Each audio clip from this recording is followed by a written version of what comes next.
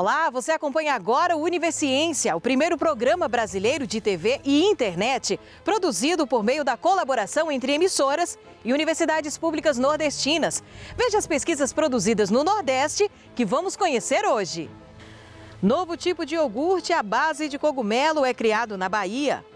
O projeto, coordenado por pesquisadores da Universidade Federal do Maranhão, promete utilizar as micro-redes como fonte de lançamento de foguetes. E em nome da saúde bucal, cientistas da Universidade Federal de Sergipe criam uma solução simples para a higienização correta da língua.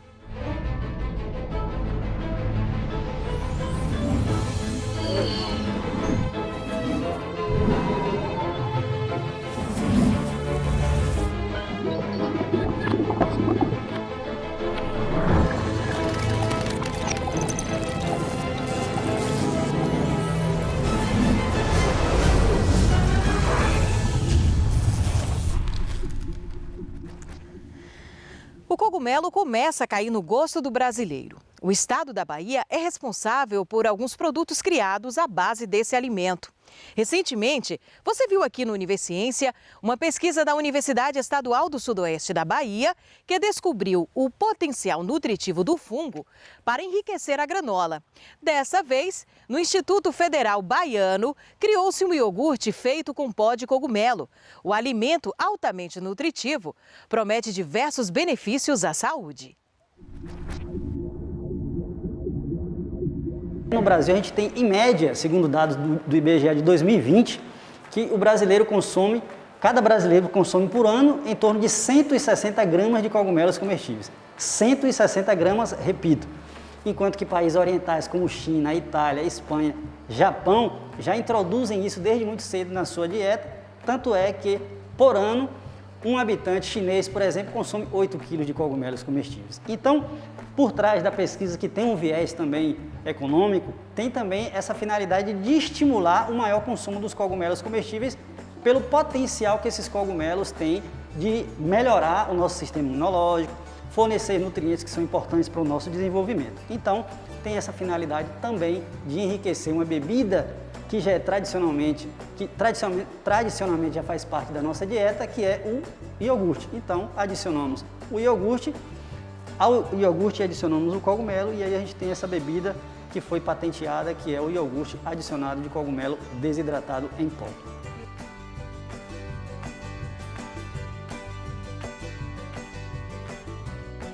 Além dessa bebida ela ser funcional, porque ela vai fornecer nutrientes essenciais ao nosso desenvolvimento, como por exemplo, cálcio, fortalecendo os nossos ossos, principalmente para quem já tem uma idade um pouco mais avançada, 50, 60, 70 anos. Então estimulamos assim a ingestão de cálcio através da ingestão do iogurte. E por outro lado, a gente tem uma redução da taxa de absorção de colesterol, porque no cogumelo comestível utilizado na pesquisa, que é o Agaricus subrufescens, esse é o nome específico, mas o nome popularmente conhecido é o cogumelo do sol.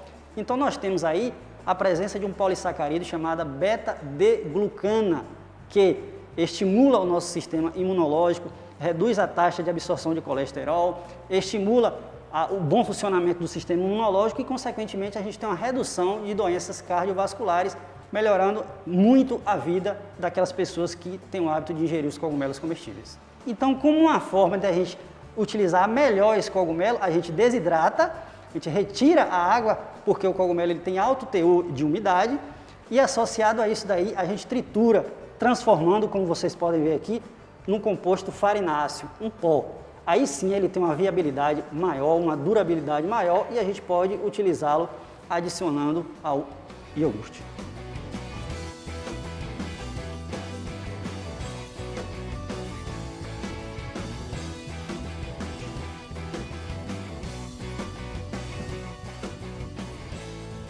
Então tivemos essa curiosidade e principalmente a preocupação em fazer teste de análise sensorial às cegas, ou seja, as pessoas, os provadores, foram orientados a consumir o iogurte, mas eles não sabiam que ali a gente tinha concentração de cogumelo. Então, a gente colocou diferentes concentrações e uma amostra, foram 5 amostras, dessas 5 amostras, uma não tinha nenhuma concentração do cogumelo do sol e para nossa felicidade, o iogurte, a amostra que não tinha nenhuma concentração do cogumelo do sol foi a menos aceita. Isso nos fez crer que a gente estava no caminho certo. As pessoas não só provaram, mas principalmente aprovaram as amostras que tinham formulações com cogumelo do sol. Essa conquista da patente do professor Vinícius, ela vem a coroar aí um trabalho, né, que é uma caminhada extensa, trabalho de diversos profissionais que atuam nesse segmento e em conjunto com o aluno, como muito foi enfatizado aqui, né? Então essa produção ela é fruto da interação entre professores e estudantes. E depois do intervalo, o projeto coordenado por pesquisadores da Universidade Federal do Maranhão promete utilizar as micro-redes como fonte de lançamentos de foguetes. A gente volta já já.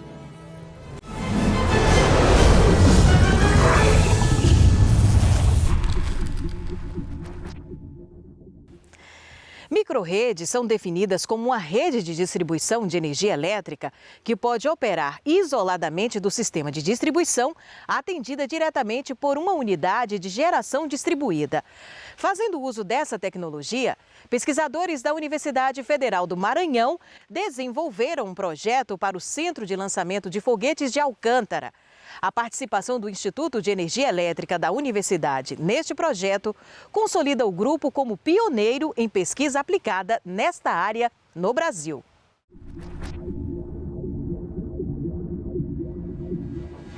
Já imaginou o quanto de energia é utilizada para o lançamento e monitoramento de um foguete? O consumo de energia de um centro de lançamento?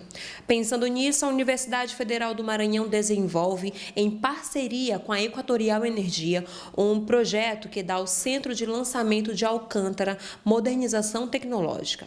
Com investimento na ordem de 19 milhões de reais, o projeto desenvolve uma microrrede com fontes de energia renováveis, atendendo a requisitos como resiliência, confiabilidade e qualidade da energia utilizada. Nesse caso específico do Centro de Lançamento de Alcântara, ela vai ser utilizada para você desconectar a rede da Equatorial e formar a microrrede para que ela trabalhe isolada da rede e garanta maior confiabilidade nas campanhas de lançamento de foguetes. Você vai ter um sistema mais moderno, automático, você vai ter controle das cargas, eventualmente se você estiver na situação ilhada, ou seja, desconectada da rede da Equatorial, você precisa garantir energia durante o tempo que você estiver desconectado. Isso é feito com um banco de baterias, né? Você tem energia lá para garantir o funcionamento. Microrredes inteligentes são blocos de uma rede elétrica inteligente maior, que, por sua vez, é uma evolução das redes elétricas tradicionais que flexibilizam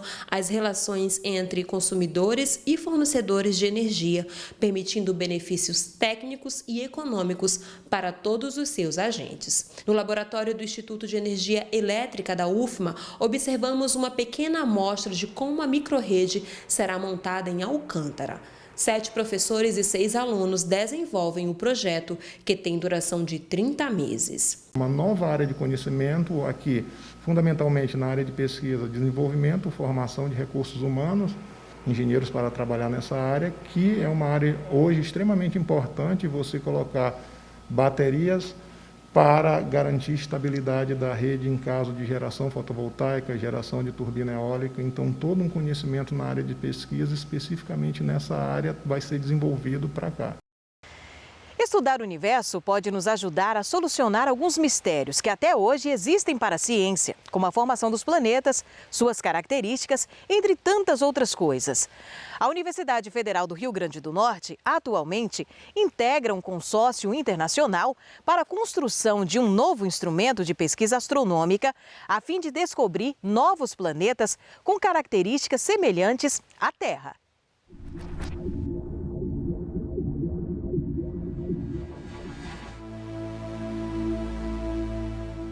O objetivo que nós temos dentro do estudo da exoplanetologia, dentro da busca por planetas, é detectar um planeta Terra.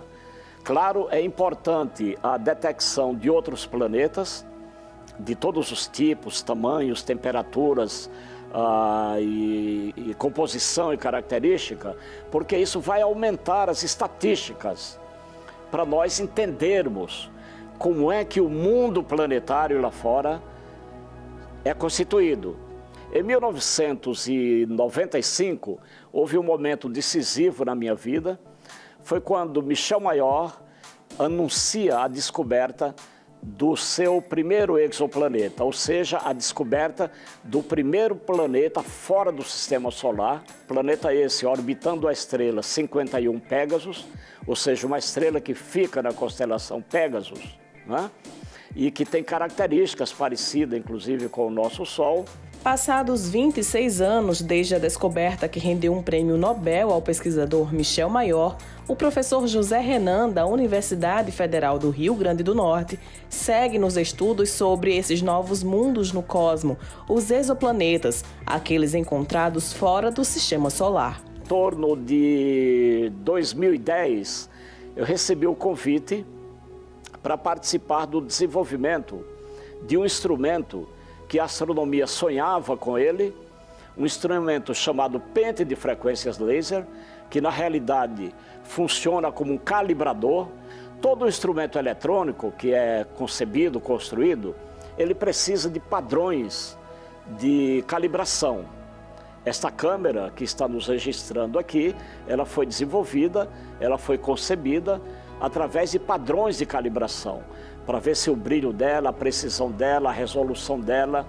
Então a astronomia, ela precisava de um calibrador ideal. E qual é a importância desse calibrador? Exatamente melhorar as precisões de detecção. Esse projeto para o desenvolvimento de um pente laser seria a solução para nós tentarmos detectar planetas com as características da Terra, orbitando estrelas com as características do Sol. Por que isso? Porque os calibradores usados até então eram à base de lâmpadas. Aliás, a maioria ainda hoje é à base de lâmpadas. E essas lâmpadas, elas se deterioram. Essas lâmpadas, elas não têm uma vida muito longa.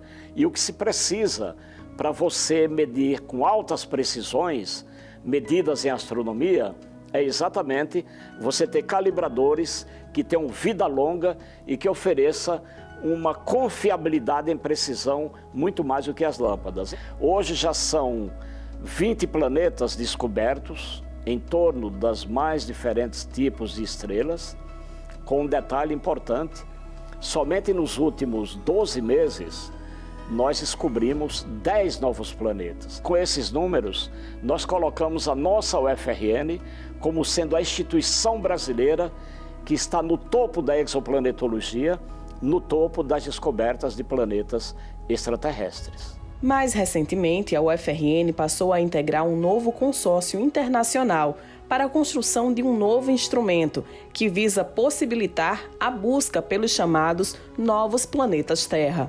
Esse instrumento ele tem um nome sugestivo, NIRPS, um buscador de planetas no infravermelho. Esse instrumento ele vai marcar uma época.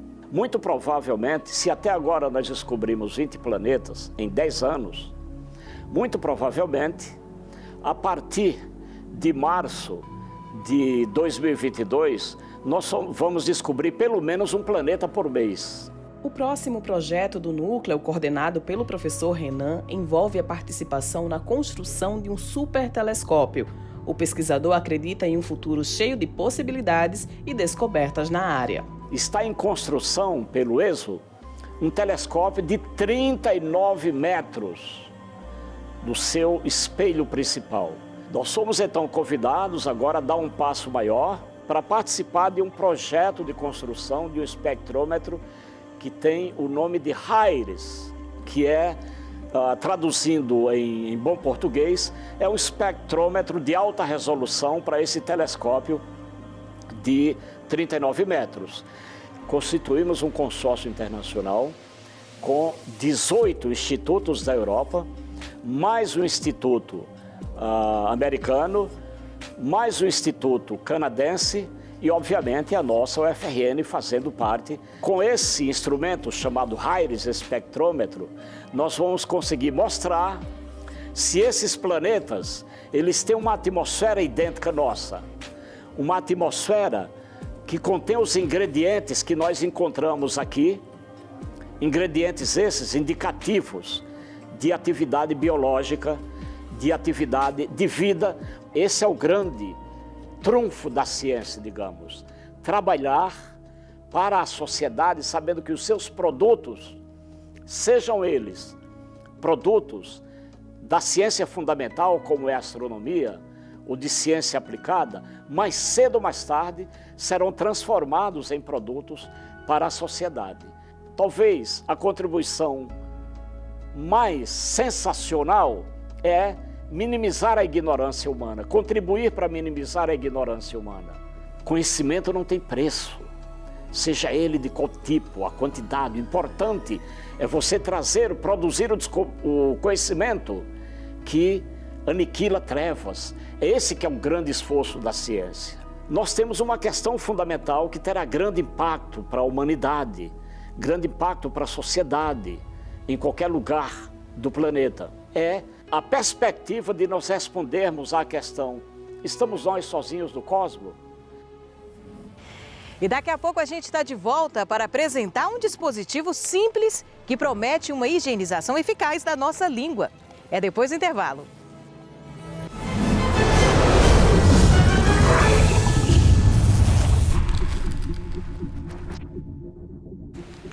Agora a gente vai falar de higiene bucal. Você sabia que o mau hálito pode ser causado por uma substância esbranquiçada que fica na superfície da língua? Por isso, recomenda-se o uso de escova dental também nessa área, o que por vezes pode gerar náusea e outros incômodos. Em busca de uma solução simples, ecológica, acessível e muito eficaz, uma pesquisa da Universidade Federal de Sergipe elaborou um dispositivo confeccionado a partir da reutilização de garrafas PET, cortadas em formato adequado para limpeza e sem risco de danos à língua do paciente. O invento já tem um pedido de patente em andamento.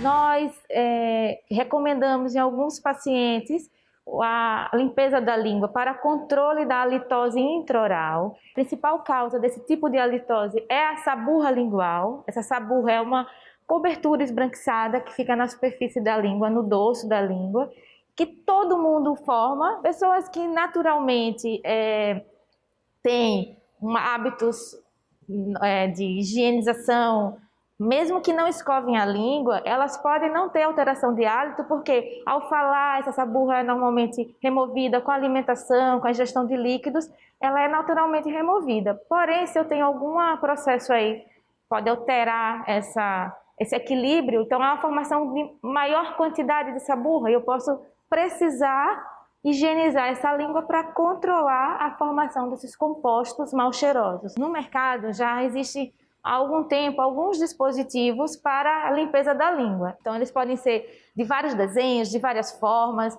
eles podem ser metálicos ou plásticos e eles têm diferentes formas e estão mais disponíveis em drogarias, em farmácias, em casas de material odontológico. Nós não encontramos com tanta frequência em supermercados, tal qual encontramos as escovas dentais. Quando eu pensei na possibilidade de desenvolver um dispositivo para a limpeza da língua que fosse mais acessível, um dispositivo obtido a partir da reciclagem de garrafas, as garrafas PET. Então, a ideia inicial era que o próprio paciente pudesse confeccionar esse dispositivo.